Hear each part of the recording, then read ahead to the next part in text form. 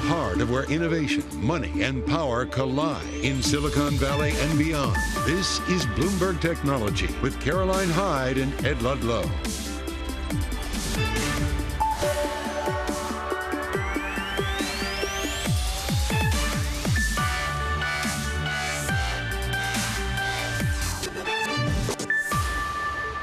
I'm Ed Ludlow in San Francisco. Caroline Hyde's off this week. This is Bloomberg Technology. Coming up on the program, full coverage from the World Economic Forum as tech heavyweights continue to descend on Davos. We hear from the CEOs of Cisco, Qualcomm, and many more. Plus, the SEC and Coinbase face off in court today over the regulator's crypto authority after suing the exchange last July. We'll bring you the latest from the trial.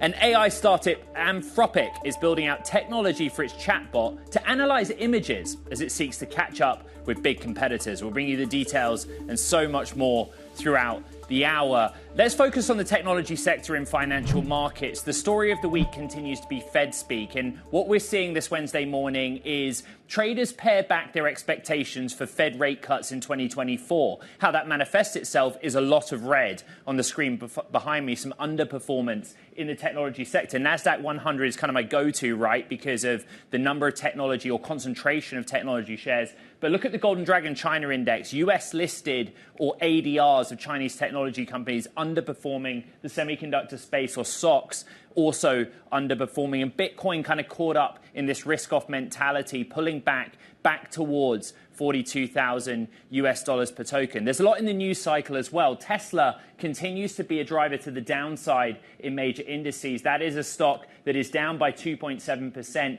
Price cuts on Model Y in Europe. Netherlands, France, Germany, other markets, mid-single digits, pulling back on the price of Model Y, which they just confirmed in the last hour or so. Apple under pressure, down a percentage point, a lot about their failure in court to appeal the original Court of Appeals App Store decision, but data out overnight vis-a-vis their position against Samsung in the global market. We're going to go to Bloomberg's Mark Gurman on that. And then Alphabet continuing to be under pressure. The story with Alphabet, parent of Google, has been one of layoffs. Now, here's what's happening today. The SEC and Coinbase are squaring off in court as the crypto exchange argues the regulator is overstepping its authority after the regulator sued the company in June of 2023 for operating as, quote, an illegal securities exchange. Bloomberg's Sonali Basak sat down with Coinbase CEO Brian Armstrong to discuss the legal battle ahead at the end of last year. Listen to this. We work with regulators all over the world, other regulators here in the U.S. I think I'm a reasonable person to get along with. But unfortunately, the SEC under this chair has taken a regulation by enforcement approach instead of creating a clear rule book in the U.S. that can allow this industry to be built in a safe and trusted way. Joining us now is Bloomberg's Sonali Basak out in New York. And look, it's an interesting Wednesday morning. I think there's a lot of eyeballs on this, a lot of anticipation on the battle between Coinbase and SEC. Give me the basics of the dispute. The basics of the dispute was that you had the SEC in the middle of last year sue Coinbase, saying that they had operated as an unregistered exchange and broker, and they also targeted more than a dozen assets listed on the exchange, saying that they were listed as unregistered securities.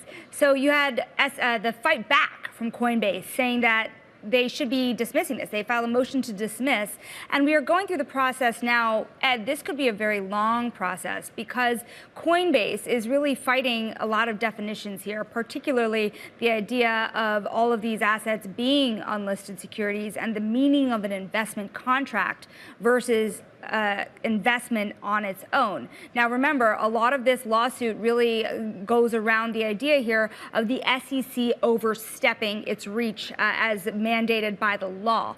Now, we'll see how this goes on, but there is a chance that this could take weeks, even months. It could go well into the next year or so, depending on how the judges rule. This is a case that could go into discovery, but certainly the reason it's so highly watched by the industry, not just investors of Coinbase, is because it does fundamentally get down to the heart of the SEC's jurisdiction of the crypto industry, as well as what is and isn't security when it comes to all of these tokens that are listed on these exchanges.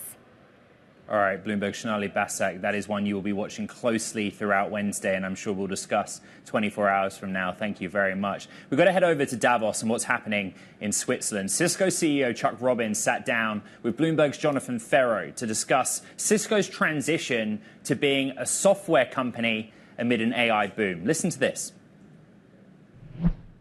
There's still more to do. There's still more software assets we can build organically, probably some inorganic stuff we can do. But at the same time, with the AI explosion, we're a significant recipient of the infrastructure benefit underneath the GPUs in both the web scale as well as ultimately in the enterprise. So our hardware business, which in some cases has subscriptions associated with it, in some cases do not, we think that both of them can grow over the next few years. This is a tough question to answer, but do you think investors have fully internalized your view on where things are going and your message? I think they've internalized the message. I think they're just looking for, one of the things that we've talked about is that this transition to software should give us more predictability and less volatility. And we've seen that come into play, but we still probably have a little bit too much. And so we've been rewarded for what we've accomplished. And I think as we continue to do that and we continue to deliver, you'll see that in the future. You know, from being here for a couple of days, everyone wants to be a part of the AI story. What surprised us, and I'll speak for myself, what surprised me last year is how quickly it became real. It wasn't just a story that companies were selling, it was something they were monetizing, and the growth was exponential in some cases. Yeah. NVIDIA, a great example of that. Can you walk us through on where you're seeing actual real tangible growth right now off the back of what's developing? Yeah, I've actually told my team you're not allowed to espouse about AI unless you follow it with a tangible way that we're implementing whatever you were talking about, because there's so much noise in the system. Look, I think if we're building the infrastructure that's going to support underpinning all the AI networks. So that's happening today. We're running pilots right now with web scale players. We're working on a lot of design around future integrated stacks that we're going to take to the enterprise to help them do it. Secondly, we're looking at how we can deliver a better customer experience for our customers by leveraging Gen AI, which every company is or should be doing. We're building security assistance, as an example, to help customers navigate all the security tools you have and actually make sense of a lot of it more rapidly. We're doing the same in collaboration. We're transcribing meetings, and so there's a lot of stuff that's going on right now. But I do think some of the greatest applications, we have no idea what they are yet. That was Cisco CEO Chuck Robbins out in a snowy Davos. Meanwhile, another story we're tracking, quantum computing create a cybersecurity Armageddon is the question. The answer, yes, according to one executive from IBM. Quantum computers, which accelerate processing power by performing calculations in parallel rather than sequentially, will make existing encryption systems obsolete. Speaking in Davos, IBM's general manager for EMEA sees the quantum era coming by 2030. So a little wait on an exciting nascent technology. Now, coming up here on the program, we're going to talk about the state of the global supply chain amid the crisis and what's happening in the Red Sea with Kore Kose, Chief Industry Officer at Everstream Analytics. A little closer to that region, we're watching shares of Fujitsu.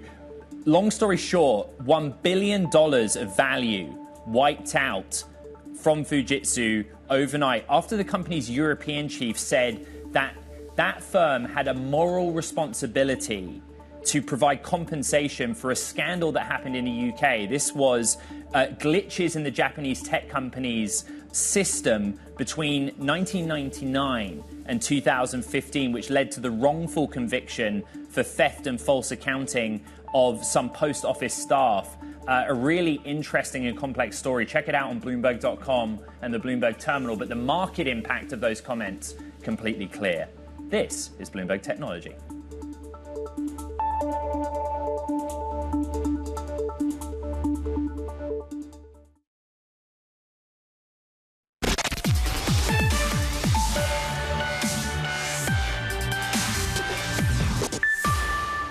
It can't predict how long this will last, but even if it lasts a long time, I think you'll see the ocean market kind of stabilize and get to a relatively normal pricing environment versus long-term historical averages. Of course, it'll be higher than it was going to be if this hadn't happened, but I think the world will recover.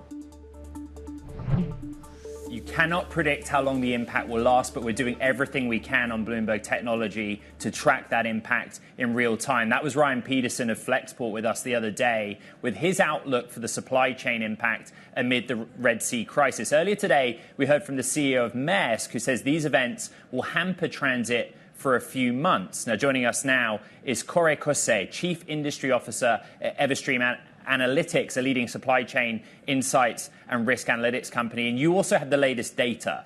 The latest is that around $200 billion worth of goods or volume of goods have been diverted to new routes because of the Red Sea. Just explain that data and that math to us. Yeah, absolutely. Thank you for having me today. So when we're looking at the current shipping decisions, a lot of companies have decided to take the longer route. Until that decision was made, of course, some of it was halted before going the longer route. So we amount that volume of trade that has been delayed, not stopped necessarily, at around $200 billion. Now compare that to the traffic jam at the Panama Canal. That was around $270 billion as of the latest data. And compare it to the South China Sea trade that we're looking at a yearly volume of 5 trillion. To just give you a little bit of perspective, there is somewhat of a traffic jam, but not necessarily a choke point at this current time for economies around the globe. Yeah, I spoke to a source at Tesla at the end of last week, and the way that the source explained it to me was that Tesla had to divert ships that were carrying components destined for its Berlin plant. But it's not that those components won't get there at all. They're just going to take longer to get there. And you would have seen the reports, including from Bloomberg, that as a result, they're going to have some downtime at that plant to make up for the shortfall in product. But there's also a cost consideration in how much a technology company has to pay to move those goods. What are you seeing on that side? So we're looking at, of course, a cost increase from the perspective of the logistics burden. But in comparison, and maybe counterintuitive, the current route through the Suez Canal with the increased rates in insurance and also the cost of the canal is actually more expensive than the longer route. At the same time, of course, we're looking at a 2 weeks longer period of transit. And given supply chains operating highly efficiently, especially in automotive, for instance, where after a period of normalization, cost management has taken a priority in the overall management, we're looking at just-in-time environments being reestablished. So a 2 weeks period of time is actually the underlying factor for some of those production closures at Suzuki, Volvo. It's only a couple days, so they managed it quite efficiently in that. Volkswagen has not announced any of it. And Tesla has announced around 2 weeks of a production stop. So we can also look at how those inventory management systems are established back to pre-pandemic KPIs. Okay, Corey Kose of Everstream Analytics with the real-time data impact of what's happening in the Red Sea. Thank you. Let's head back to Davos. Cristiano Amon, Qualcomm CEO, spoke with Bloomberg's Jonathan Ferro and Anne-Marie Horden about business in another key market, China. Our business actually with China actually increased as we diversify, our company not only into phones but into PCs and cars and industrial. We expanded our relationships with China. Here's my simple answer, I think, to that question. Any company that has a leading technology product and is a product that becomes very important for the digital transformation of many industries, such as automotive and others, you're going to have a big business in China. It's just a function of GDP. I think we have been so far in a stable place. We have to monitor the situation like every other company. And, I will continue to believe, and that's what I had said, at the end of the day, strong commercial relationships between American enterprises and our Chinese counterparts will be one of the things that could bring stability to the relationship. Does that monitoring get more challenging if we were to see a former President Trump win back the White House next year? Look, we're just focused on our technology, and we want to have markets that we can sell our technology. I think at the end of the day, one important thing to understand is certain technologies are globally interconnected. So you're going to have customers in different locations. You have customers in Europe, in Japan. They will have a business in China as well, and you want to be a global supplier to them. I can see the Qualcomm team just around the corner, very happy with that response, that you didn't take the bait and talk about the former president. Cristiano, I want to talk about the direction of travel in the global economy. For a chip maker, just for the industry, do you think we're close to the point where they have to pick a country, have to choose a side? We're either going to supply China or we're supplying Europe and America. How close are we to that moment? Look, I don't think we are right now at this point in the industries that we serve. And it's one of those things that, yeah, if it changes, I think companies have to adapt. We have seen that some industries had to face that. You have some industries that's kind of the reality for different reasons, whether it's a cloud company or a social media company, and et cetera. We have been not at this pace, so it's something that we're going to have to worry about it in the future. What industry do you think is going to be the biggest area of growth for you? We are very pleased what's happening with automotive. We're now working with virtually every car company. The car is becoming a new computing space, and our job is to provide the digital part, and I think sometimes they go alongside electrification. That's an exciting. It's going to build revenue for Qualcomm over time. The other one that was really happy about it, and it's new to us, we're entering the PC space. We just built now the fastest processor for any laptop, and we think that could be a great opportunity for us. Qualcomm CEO Cristiano Amon earlier in another key conversation from Davos. And let's stay in Davos. The looming presidential election in the US this year will face risks with the rise of artificial intelligence. Leaders in AI, including OpenAI's Sam Altman and Microsoft founder Bill Gates, weighed in this week on the matter at Davos, and all said they took the threat of artificial intelligence on elections seriously. But there was a split in whether they thought a major disruption was likely.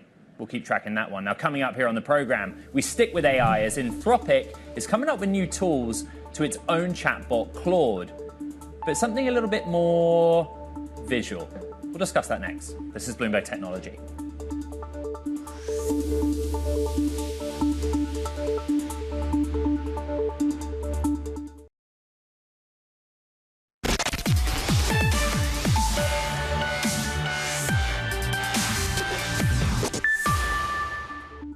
Okay, it's time for Talking Tech. And first up in the news, a federal appeals court denied the latest challenge from X to a special counsel demand for data from Donald Trump's Twitter or X account. The non-disclosure order was received as part of a search warrant for a criminal investigation into Trump's attempt to overturn the 2020 election. Plus, OpenAI is now working with the Pentagon on a number of projects, including cybersecurity capabilities and veteran projects, departing from the startup's earlier ban on providing its AI to militaries. And a new initiative will evaluate and certify AI products as copyright compliant. The stamp of approval is conducted by the non-profit Fairly Trained, which was founded by the former vice president of audio for Stability AI. And in the world of AI startups, Anthropic is working on a feature that would give its chatbot Claude the ability to analyze images. This is according to unpublished wording contained in the code of the company's website. This tool could widen the product's appeal to users and help the company catch up with larger competitors. Let's break it all down with the best person possible, Bloomberg's Rachel Metz, AI reporter. This is interesting, because I hear about Anthropic all the time as the kind of LLM and chatbot number 2 behind OpenAI, a big competitor. But this takes it from text into the image domain. What did you learn? Yeah, so I looked at some of the code that you wouldn't see if you were on the website itself chatting with Claude, but it's really easy. Anybody can do this by using some tools that Chrome enables. They're called developer tools, and looked at the code that is used for the website, and it indicates that they may be working on an image analysis feature. It says there are things like chat with Claude about images, tell me more buildings by this architect, things like that we expect will be coming soon to users of Claude. And so that puts Anthropic into a battleground with who? with OpenAI and also with Google. Right now, there are an increasing number of what are often called multimodal models. These are these large language models that can take in not just a text prompt from a person, but also an image, and maybe an image plus some words, and then give you a result describing the image. Maybe you could give it an image of a dog and say, what kind of dog is this? Or what kind of plant is this?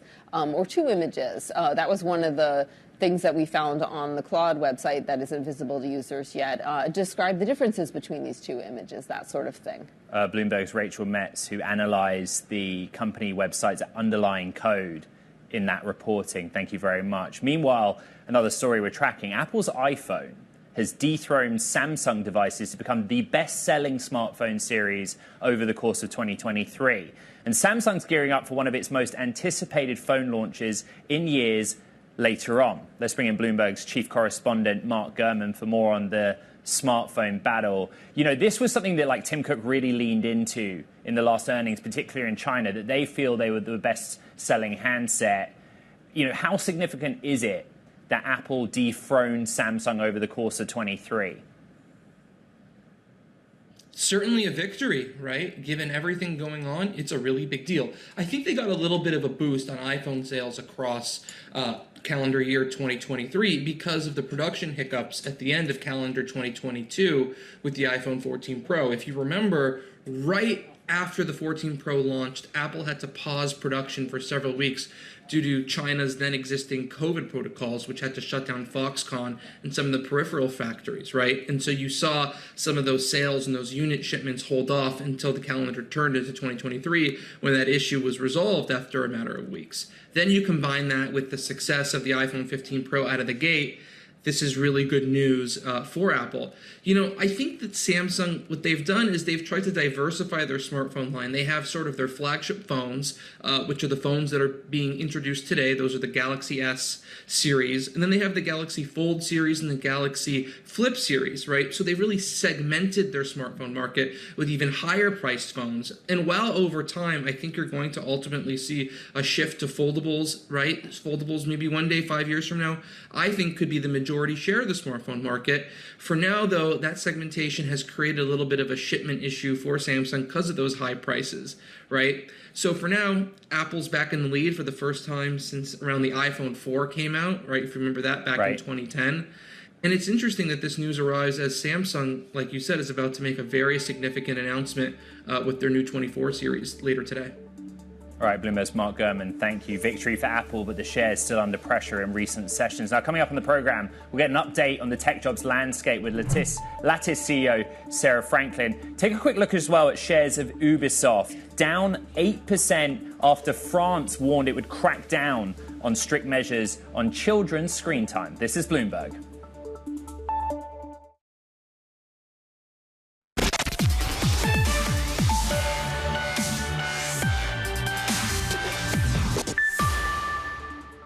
Okay, welcome back to Bloomberg Technology. Ed Ludlow here in San Francisco. Checking on the markets, but the themes are kind of familiar to us, right? The market has been cutting its bets for Fed rate cuts in 2024, pulling back all week long. There's going to be a lot of Fed speak and the language careful about when and to what extent we will see rate cuts. And why do we care on Bloomberg Technology? We care because higher rates discount the present value of future cash flows for tech. In other words, you're a higher multiple stock on the NASDAQ 100. You're very sensitive to the rate environment. We're softer by 1% on that index, which I always go to. Interesting, 24 hours ago, the mega caps were giving us some buoyancy. If you look at most of the names on the NASDAQ 100, we're in the red. 24 hours later, some of those mega caps continue to see downward pressure. Alphabet, parent of Google, Apple, Amazon, all down around a percentage point or more apart from Apple. The question is what joins them. And of late, there are a few analyst notes that put into doubt some of the growth trajectory of these companies 2024. But what they all have in common based on Bloomberg reporting is that there are layoffs either in the works or that have taken place. And you may have a sense of deja vu because we start 2024 talking about big tech layoffs. I'm pretty sure if I jumped in my time machine, I'd start 2023 talking about big tech layoffs as well. Anyway, meanwhile, more employees are fearful of losing their jobs this year and less confident to quit, even if their expectations are not met. That's according to research by Randstad. It also says AI skill development is quickly becoming a priority for companies and staff. I want to bring in Sarah Franklin for more. She is the CEO of Lattice, a people management platform, which also just put out its own report taking the pulse of HR teams across the country. All of that preamble to say, in tech in particular, there is some uncertainty in this jobs market. It is crazy what the job market has gone through in the last few years. You saw incredible surge in hiring and then massive correction. And so it makes sense that people are fearful because it's been huge ups and huge downs. Now we're at the start of the new year. And what I'm happy to say is that we're seeing more stabilization, more return to normalcy, more back to basics, more back to fundamentals. And if you look at the numbers, last year we were looking at 167,000 layoffs in big tech. That's 15 times the normal. And we're back to those pre-COVID rates. So it's hopefully people can breathe a little bit of sense of fresh air. What many technology employees find hard to understand, and they voice this on social media and LinkedIn, is that was the start of 2023. Big tech was pulling back because of over-exuberance in hiring in 2023, 2022. But the same logic's applying now. So they're asking, well, hold on, why didn't we get through this in 2023? I guess the question is, did tech right-size enough? And the answer seems to be no. Well, what you're seeing now is back to basics and performance management.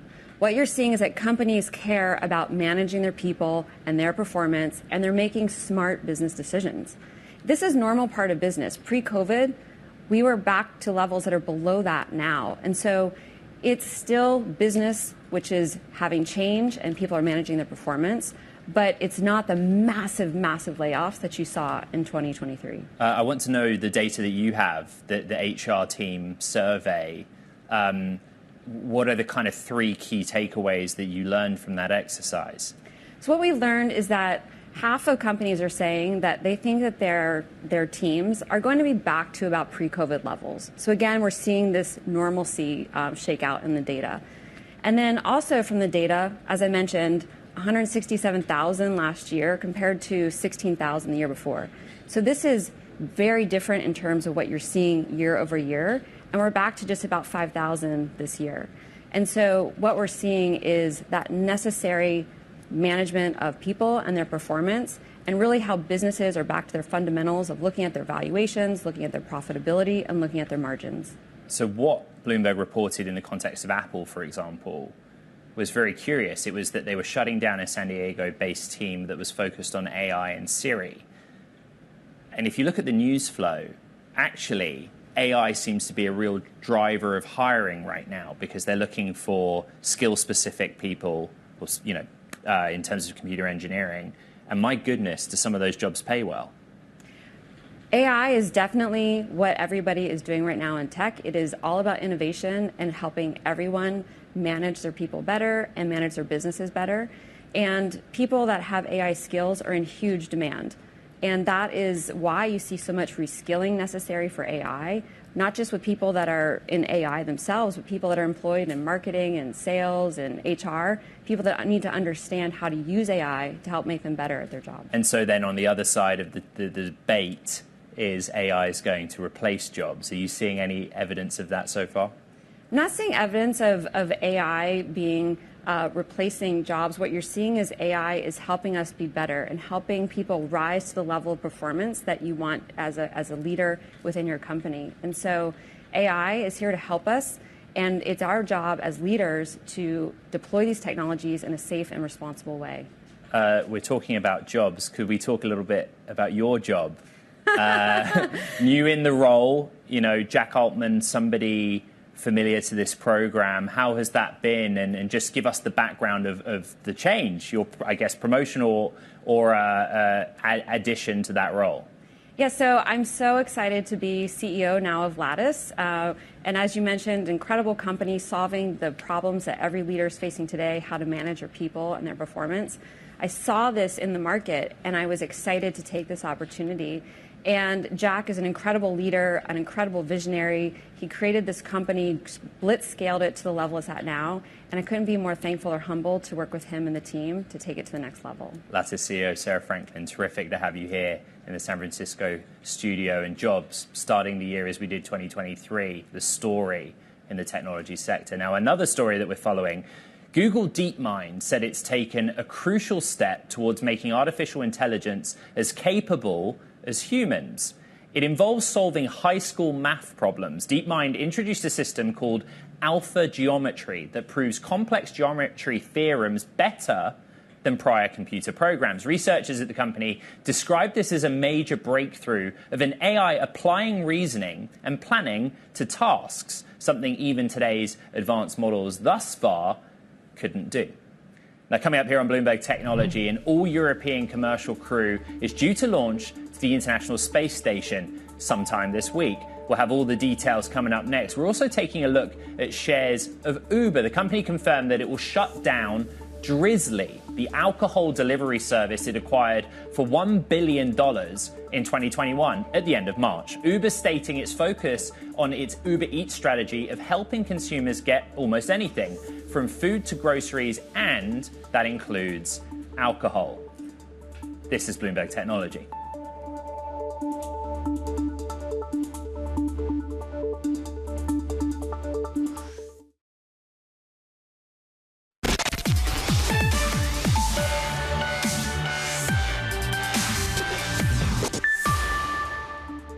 SpaceX is set to launch the first all-European commercial crew to the International Space Station. Later this week, US commercial spaceflight company Axiom Space and NASA are set to launch a crew of 4 on SpaceX's Falcon 9 rocket. It will be Axiom's third crewed mission into low Earth orbit. But a quick piece of news for the audience, the launch had been due to be Wednesday afternoon. It is now moving to the backup window of Thursday afternoon, which we'll track here on Bloomberg. Joining us to discuss, Carrie Bingen, Director of the Aerospace Security Project at the Center for Strategic and International Studies, or CSIS for short. Carrie, you have so much experience across private and public sector space. But let's start with Axiom. You know, I've attended some of the earlier missions. What does the cadence of the Axiom SpaceX partnership represent for you in the context of commercial space?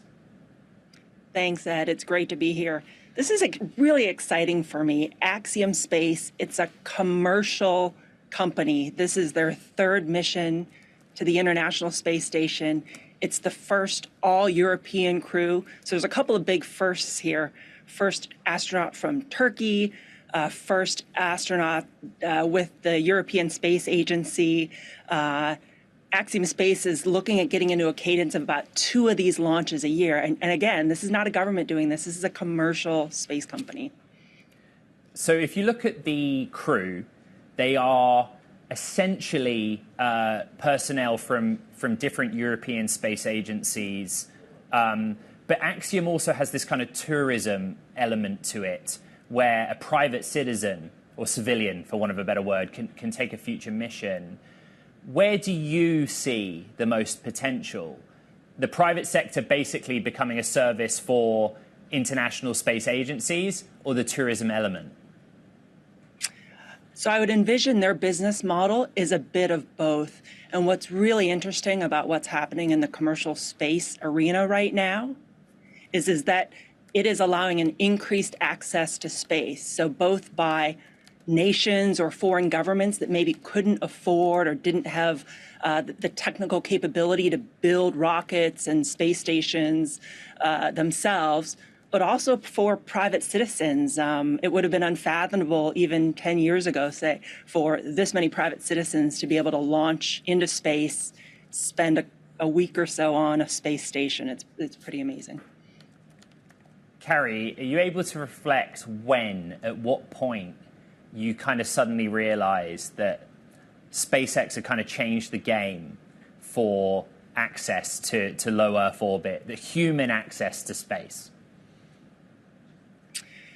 You know, I'd have to say it's been really within the last couple of years. And let's look at last year alone. So SpaceX with their Falcon 9 space launch vehicle, I believe launched was it 66 times?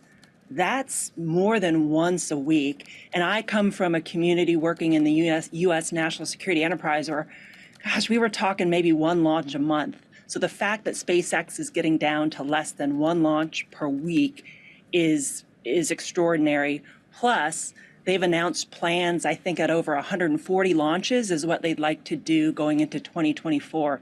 That's, by my envelope math here, that's 2 to 3 launches per week. That is an extraordinary cadence. Now, some of that's human spaceflight, but a lot of that is launching commercial payloads, their own Starlink satellites, and then government systems, whether it be U.S. or international. So the question is whether SpaceX is the only game in town now and for how long. And, you know, a big story in recent weeks has been ULA and Vulcan, a launch system which you have some history and experience with. Your reaction to that ULA test? It's been a while coming, so I would like to congratulate ULA for that successful launch last week. You know, one of the things that I think got lost in some of the headlines last week because there was so much focus on the Peregrine lunar lander and the issues that they had, and ultimately now has led to a failed mission. What was lost in all of that is this was the first time that ULA was now able to fly an American-made rocket engine. Up until now, they've been relying on RD-180. This is a Russian rocket engine. And it really was Congress back in the 2014-2015 timeframe after Russia invaded Crimea then. It was Senator John McCain that said, hey, we got to get off these Russian rocket engines. We are not going to be lining the pockets of these Russian oligarchs and the government.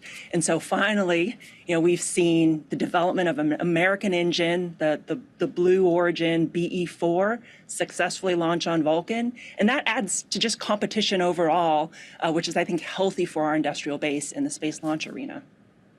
Carrie, for the Vulcan and ULA, what would represent progress and success for you this year? They got to get a couple launches under their belt. You know, one launch is good, but they now have to get into a good cadence of launches, really prove out that technology. I believe that the U.S. Department of Defense has said, hey, we want to see 2 more launches before we can fully certify this to launch government payloads. So I'll be looking for repeatability and consistency. And I'll say, I mean, that's an area where SpaceX, with their hundreds of launches, they've really got that down to a science. So I'd like to see ULA make some progress there as well.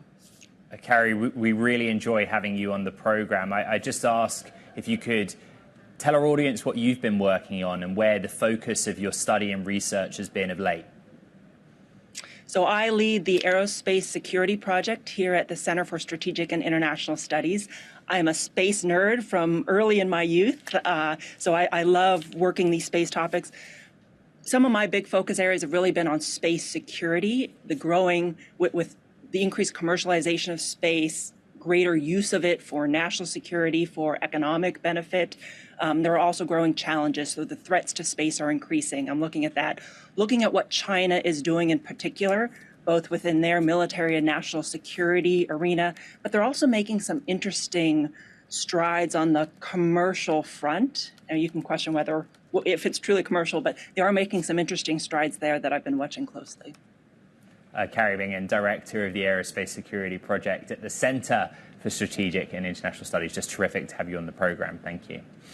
Now, coming up here on Bloomberg Technology, we'll be chatting with NAVIER CEO Sampriti Bhattacharya about her company's partnership with Stripe.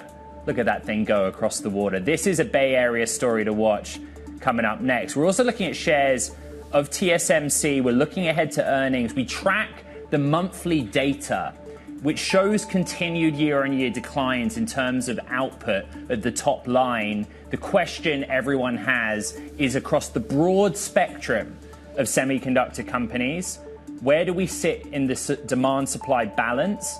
And what is the story with certain end markets working through inventories? US ADRs of TSMC off by 0.8%. This is Bloomberg Technology.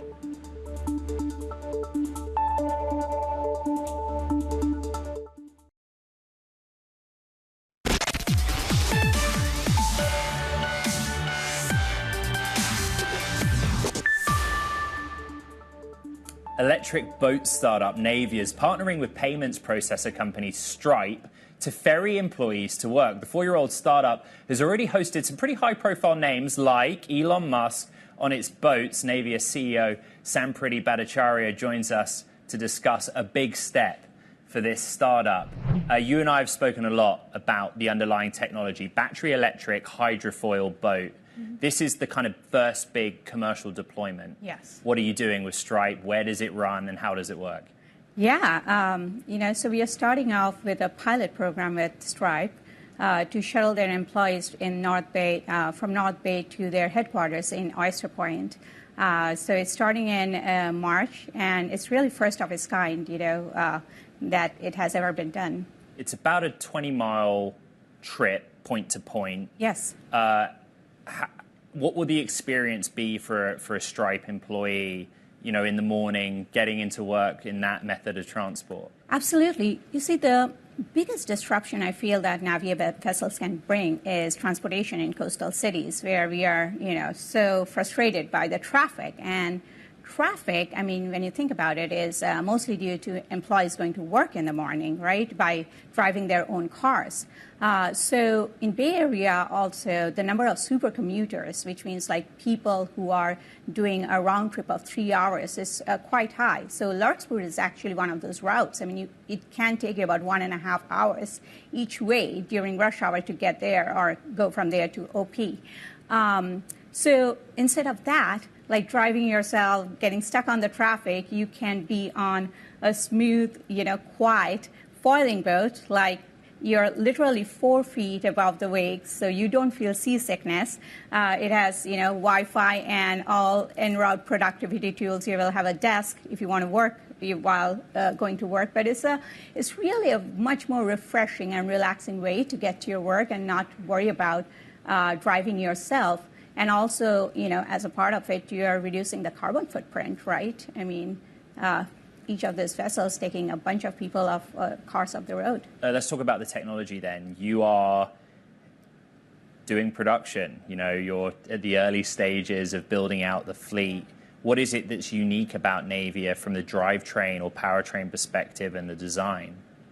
Right. So, 46% of the world, lives in congested coastal cities. And, we are talking about, how do we attack, traffic problems? Should we build flying cars? Should we dig tunnels? But coastal cities, whether San Francisco, New York, have this big real estate called, the water, right? Super underutilized because we could not figure out how to build high-speed boats that are like cost-effective operation cost-wise, as well as actually convenient, smooth, and have a good ride quality. And you've cracked that? That is exactly the two key problems that we address is like operational cost and ride quality. And how we do that is electric and hydrofoil. So hydrofoil takes a boat just like, it's like an airplane. So we have wings underwater at a certain speed. The boat, rises above the water. It has lift. And with electric, it's quiet. It's smooth. So you don't have this, gas-guzzling engine noises. So it's a very transformative experience. So since you're not pushing water, you're more than 10 times efficient than a traditional gas boat. And that is the big disruption when it comes to cost. Very quickly, Bay Area is the start. Where do you expand to? Just 30 seconds. Yeah, New York, Seattle, Miami, LA, you name it. Many areas in the U.S., but globally, the market is even bigger. All right, that was NAVIER CEO Sampriti Bhattacharya on the expansion of NAVIER to run a pilot here in the Bay Area for Stripe. That does it for this edition of Bloomberg Technology. My goodness, a busy week so far. Don't forget to check out the podcast. We're posting it on the Bloomberg terminal, all of the Bloomberg platforms, but of course also on Apple, Spotify, and iHeart. There's a lot going on in financial markets, a lot happening in Davos. It is a shortened financial markets week because of the US holiday. However, the news flow has been relentless, whether it's driven by AI, whether it's driven by the supply chain in the Red Sea, or indeed what's happening with big tech and layoffs. Everything you need to know daily here on Bloomberg Technology. From San Francisco and around the world, this is Bloomberg Technology.